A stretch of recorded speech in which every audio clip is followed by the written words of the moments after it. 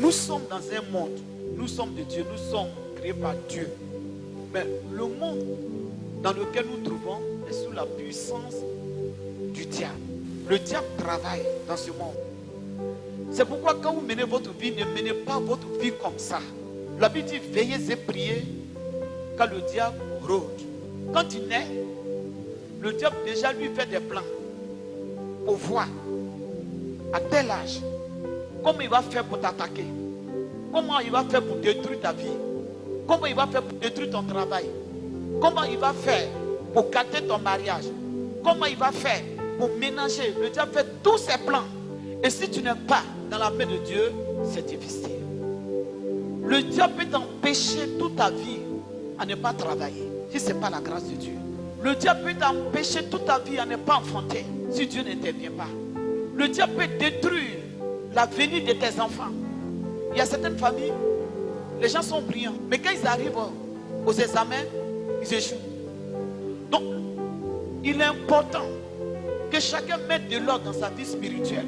Lorsque Dieu t'a délivré, il est important que chacun veille. Parce que tu peux recevoir quelque chose de la main de Dieu. Mais comment le diable va faire pour que la chose, il puisse récupérer ça dans ta main? Il pense à ça. Tu peux avoir une bénédiction, mais si tu joues avec ta bénédiction, le diable peut attaquer ta bénédiction. Une chose, c'est d'avoir la bénédiction. Une autre chose, c'est de protéger la bénédiction. Parce que nous sommes dans un monde où le diable travaille. C'est pour cela, avec ta bénédiction, tu as besoin d'être dans la présence de Dieu. Pour avoir la victoire dans la vie spirituelle, il faut obéir à Dieu. Il faut demeurer dans l'obéissance. En tant qu'enfant de Dieu, accepte les choses que Dieu t'impose. Parce qu'on ne peut pas bâtir notre vie sans Dieu. Et lorsque Dieu fait des choses, il sait pourquoi il le fait. Mais souvent les gens se plaignent.